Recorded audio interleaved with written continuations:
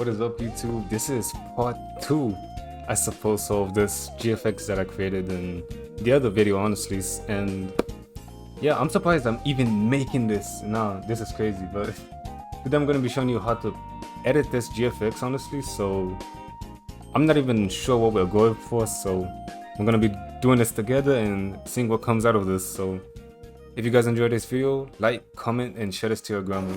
And yeah, let's jump right into this video.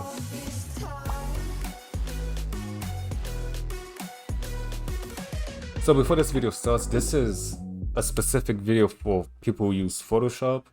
People who use Photopea, you can try and follow along, but there are going to be some features that I know are not available in Photopea at the moment. So sadly, this is only for Photoshop, but soon I'll probably make a Photopea version of this, I hope.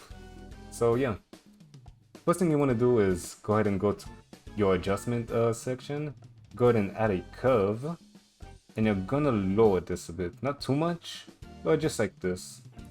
And go ahead and lower the fill, just like this. And what you want, also another thing you should do is Ctrl+J your main layer, so Ctrl+J, and hide this bottom layer, so just have it for backup just in case. Now when it comes to this layer, what you want to do is convert this into a smart object, and what you want to do is go to filter, blur, and Gaussian blur. 7.6, I think. Yeah, 7.6 will look good in my opinion. Well, yeah. So 7.6. Press OK. And now this white box thing should appear. So what you can do now is click B on your keyboard for brush, and what you want to do is select your soft brush and make sure your flow is set to maybe 60. What the flow does is like applying pressure to a ink pen. The more pressure you put onto it, the more ink you have. So same thing goes here. So I'm just gonna tap a few places I don't want to be like blurred, and make sure your brush color is set to black. Black is gonna remove the blurriness. White is gonna apply more blurriness. So I'm gonna be removing some, while still having some of it, but not too much. I'm gonna remove some of it over here. You can also play with the flow also, which is something I'm gonna be doing. So like this roughly.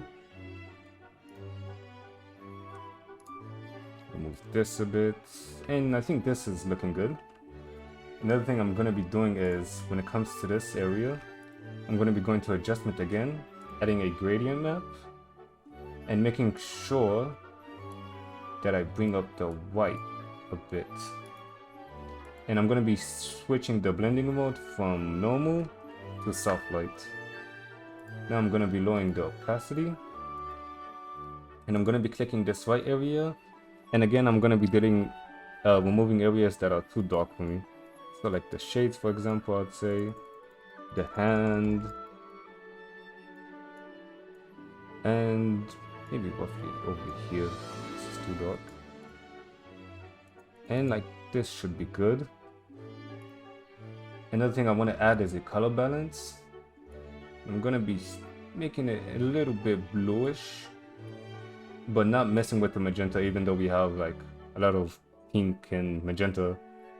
Pink and magenta are the same. Anyways, next thing I'm gonna be doing is holding shift on my keyboard while selecting my top layer, and I'm gonna be selecting the bottom layer, clicking Ctrl+G on my keyboard to group this together, and I'm gonna be clicking Ctrl+J on my keyboard to duplicate this folder. And I'm gonna be also disabling this bottom layer. Now I'm gonna be merging this group together, just like this, and I'm gonna be going into filter and filter raw filter. As you guys can see, we are greeted with this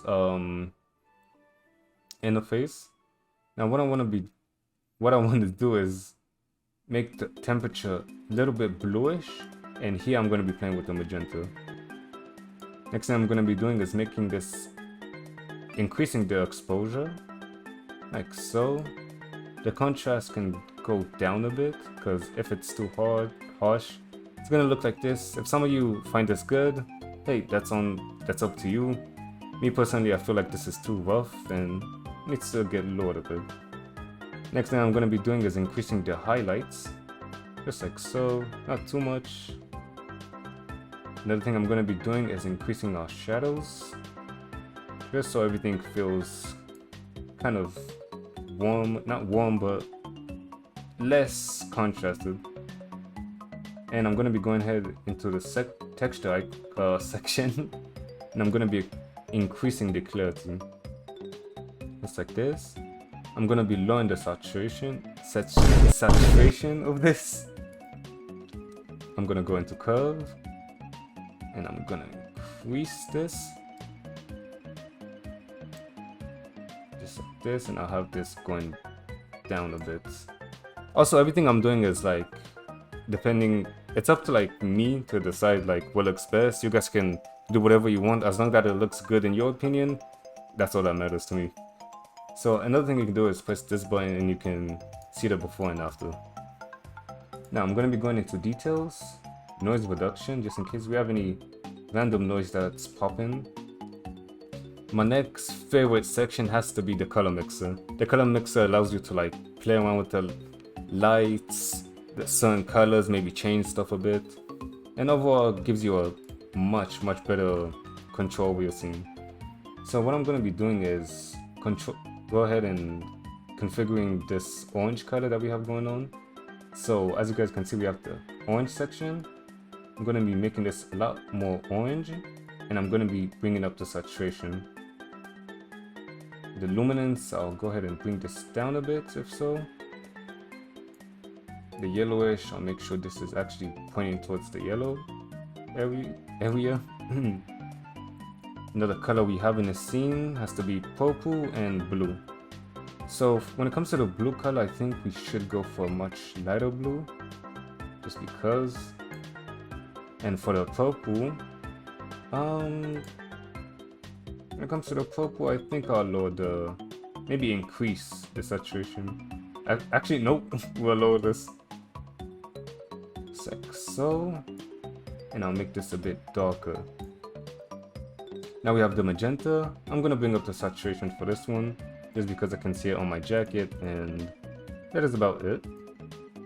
I'm gonna be going into the optics. Oh no, yeah, this is optics. And I'm gonna be bringing up on, nope, not this. This is the wrong button. I'm gonna be increasing the, okay, I'm actually gonna try and pronounce this.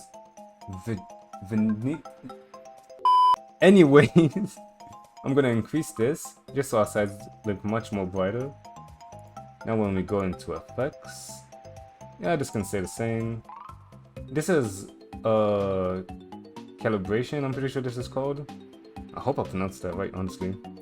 So this also allows you to change the colors of your scene without honestly doing too much. So let's say for example your scene is too bluish and you want it to be a little bit more greenish or bluish, you can go ahead and play with this, and this gives you an overall better control as a final GFX.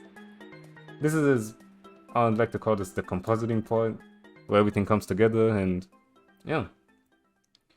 And is there anything else I'd like to add? Honestly, yes, there's. Go ahead and click OK. And I'm going to be creating a new layer, and I'm going to be making my brush color but much more yellowish. And I'm just gonna basically paint over my hair, just because I remember it used to be blondish, but now it looks different. I'm gonna have it like this, do the ring a bit, and maybe like so. I'm just trying to go as fast as I can. I'm not trying to make this look as perfect as I wanted it to. And I'm gonna be choosing overlay. Decrease this. I'm gonna be creating another layer. This time this is gonna be pinkish. And I'm just gonna paint over this section. And I'm gonna be setting it to color dodge. And I'll go ahead and lower the fill. No, I deleted. And this is it, honestly, for the scene. Hope you guys actually enjoyed this video. If it helped you, like, get a certain type of color, maybe anything you looked for, I hope this helped. And if you guys have any questions, go ahead and join our Discord server. I can help you guys there. And yeah, this is it. Hope you guys enjoyed. Like, follow, subscribe. Share this to your grandma and grandpa. And yeah, see you guys next time. Peace out.